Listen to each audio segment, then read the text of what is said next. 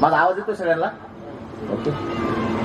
तर बऱ्यापैकी जेवढी लोक दिसत आहेत त्यांचा पॉइंट ऑफ सेंटर मी असं म्हणलं तरी चालेल, कारण हे सगळ्या लोकांना मी ओळखतो. आज इथं सगळी लोक दिसतात. म्हणजे शहाजी गाडगे बसलेत, मागे इथं साखरे साहेब आहेत, वर दीपक चव्हाण सर आहेत. एक गोष्ट असते की एक खूप चांगली म्हण आहे की जितना बडा संघर्ष होगा जीत उतनी शानदार होगी.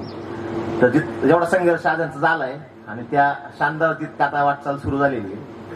मला एक वैशिष्ट्य या गोष्टी वाटतं की एक नाही का, आपण बऱ्याचदा बिझनेस कोच वगैरे अशा लोकांकडे जातो की मेंटरशिप द्या वगैरे, नाही का.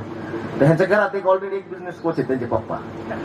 म्हणजे बेसिकली आपण बऱ्याचदा शोधत असतो की मला कोण चांगला गाईड करेल, पण त्यांचे वडील एकदम चांगले गाईड करणारे व्यक्ती आहे आणि एक इथिकल माणूस आहे. म्हणजे ह्या गोष्टी सोडायच्या नाही, ह्या गोष्टी धरून ठेवायच्या. कुणी वाईट वागलं तरी त्याला सोबत घेऊन जायचं. ऍक्च्युअली कोणत्याही गोष्टींचा बेस हा इथिक्स, त्या व्यक्तीचे तत्व, त्या व्यक्तीने काय आयुष्यात लर्न केलं तेच व्यवसाय त्याला मोठा करतो. म्हणजे आज मला हे सगळं बघून एवढा आनंद होतोय. दीपक सर माझ्या वडिलांनी 1998ला असं कंपनीचा प्लॅन केला त्यावेळी. माझ्या वडिलांचं खूप उदाहरण मी अनेक वेळा सांगितलं, पण एक तत्कालिक कारणामुळे त्यांना ती गोष्ट पुढे नाही घेऊन जाता आली, नाही का. पण आज मी जे इथं बघतोय मला असं वाटतं की आता कदाचित माझा भाऊ ते स्वप्न पूर्ण करेल आणि त्या दृष्टिकोनातून ही गोष्ट आहे. कसं असतं की रिफ्लेक्शन्स असतात, म्हणजे आपण जिथं बघतो त्या गोष्टी दिसायला लागतात. दुसरी गोष्ट मला एक गोष्ट राईसिक्सच्या बाबतीत सांगायची गोष्ट अशी की म्हणजे खरं मी रामभाऊंचं अभिनंदन करेन पहिल्यांदा, कारण शेती क्षेत्रामध्ये येऊ नका असं फोर्स करणारा खूप मोठा प्रेशर ग्रुप आज समाजात आहे. खूप मोठा प्रेशर ग्रुप आहे. आमचे अनेक मित्र आहेत की ज्यांचे आई वडील त्यांना म्हणतात की पुण्यात 15,000 काम कर पण तू गावाला येऊ नको.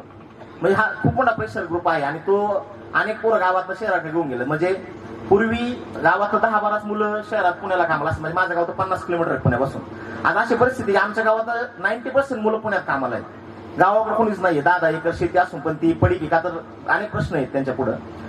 पण एक सरकारी नोकरी सोडून तू आपल्या कुटुंबाचे व्यवसाय तर ते शेती क्षेत्रातला जिथं सगळ्यात हाय रिस्क आहे ऍक्च्युअली आपल्या इंडियात तरी, अशा क्षेत्रामध्ये असं डेअरिंग करणारा मी पहिला बाप आहे. म्हणजे खरं तर त्यांचं खूप अभिनंदन करण्यासारखी एवढी डेअरिंग त्यांनी त्यांच्या मुलाला करायला लावली, कारण सहजासहजी सरकारी नोकरी लोक सोडत नाही. दुसरी गोष्ट राहुल सरांबद्दल मी सांगेल की त्यांचे अनेक ऍग्रिकॉस MSCचे वर्गमित्र, त्यांचे ज्युनियर कॉलेजचे वर्गमित्र ते सगळे मला भेटतात. त्यावेळेस एक गोष्ट कॉमनली त्यांच्याकडे सांगितली होती की हा माणसाचा स्वभाव खूप चांगला आहे, हा माणूस निर्मळ मनाचा आहे. असं अनेकदा खूप लोक, म्हणजे तुम्हाला माहिती आहे भारतीय लोकांचा स्वभाव कसा आहे, मागे कोणी कोणाविषयी चांगलं बोलायला तयार नाही. तर त्यांच्याविषयी लोक आदराने, रात्रीचाच विषय आहे की डॉक्टर पंकज बनकर माझे मित्र भेटले ते मला म्हणले की हा एकदम चांगला माणूस आहे, पण नाव काढलं की म्हणले की चांगला माणूस. सो ही गोष्ट आयडेंटिटी, पैसे अनेक लोकांकडे आहेत, प्रॉपर्टीज अनेक लोकांकडे आहेत, पण तुम्हाला कोणीतरी मागे चांगलं म्हणतं, ही गोष्ट ह्या ब्रँडच्या मागे जोडली. मला वाटतं ही तत्व त्यांच्या आई वडिलांकडून त्यांनी अनुभवलेल्या सगळ्या गोष्टींमधून आली. अजून एक गोष्ट की कोणताही एंटरप्रेनर, मी अनेक लोकांना बघतो, लोक थोडं संकुचित थॉट प्रोसेस जातात की हे करायचं का, नाही करायचं का, किती करायचं, किती ठेवायचं. कोणत्या एंटरप्रेनरला आम्ही नवीन गोष्ट सांगायला गेलो मुळात त्याला एंटरप्रेनर म्हणणार नाही सर मी, कारण नवीन गोष्ट ऍक्सेप्टच करत नाही. कारण एंटरप्रेनर हा नवीन गोष्ट ऍक्सेप्ट करतो, बिझनेसमॅन हा त्याच्या स्टॅग्नंट ह्याच्यात असतो.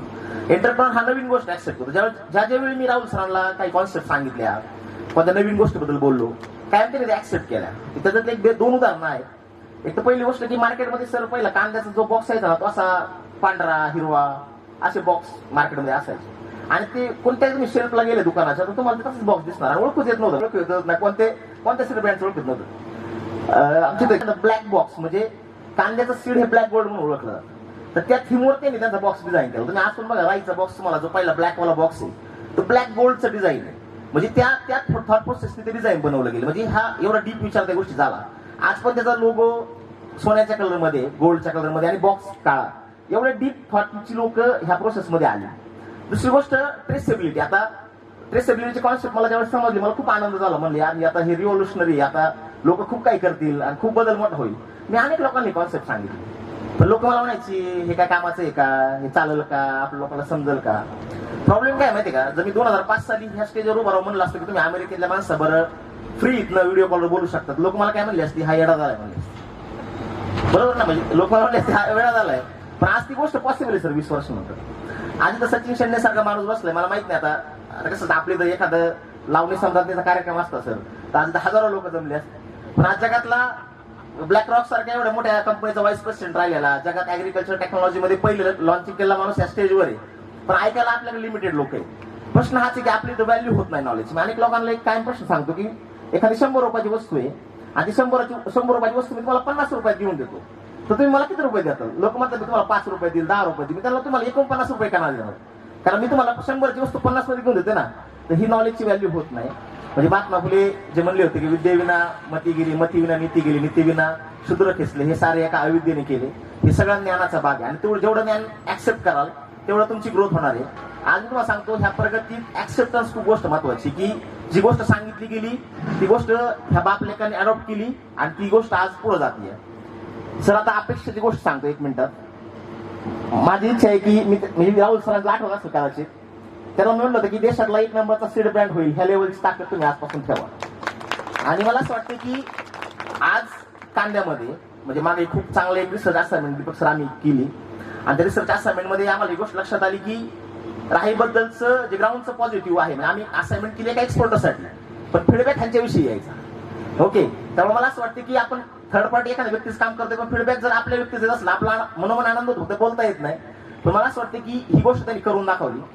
दुसरी गोष्ट म्हणजे सचिन, मी तुमच्याकडून शिकलो ही गोष्ट, पीपल प्रोसेस टेक्नॉलॉजी.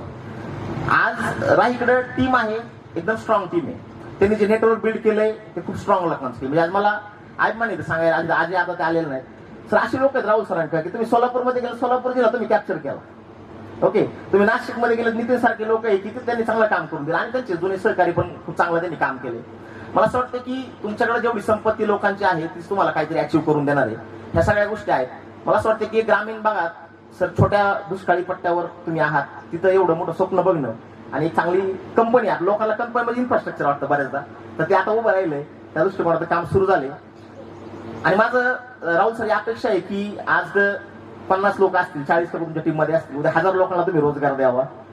लेंबे साहेबांच्या आज 1600 कोटी ठेवी आहेत, त्यातल्या 200-500 कोटी ठेवी तुमच्या असाव्यात. दीपक सरांचे एक्सपोर्टचे 2-4 क्लायंट तुमच्या निमित्ताने वाढावेत आणि ट्रेसेबिलिटीचं रिप्लिकेशन पूर्ण जगभरात व्हावं ही मी अपेक्षा व्यक्त करतो आणि थांबतो. जय हिंद, जय महाराष्ट्र.